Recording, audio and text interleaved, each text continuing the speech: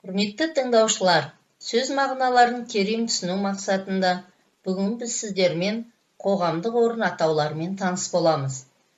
Қоғамдық орындарға театр, кинотеатр, кітапхана, музей, стадион, тағы да басқа орындар жатады.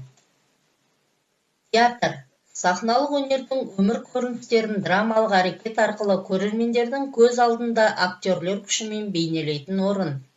Театрдың тарихи жағынан қалыптасып, даму, өсіп-өркендеу жолы әрбір ұлттың, әр халықтың өмір тұрмысымен, олардың жалпы тарихымен және тұрлаулы мәдениетімен тығыз байланысты.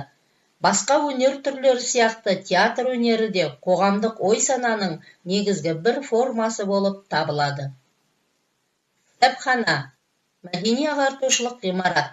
Кітапхана баспасөз шығармаларын жинау, сақтау, насихаттау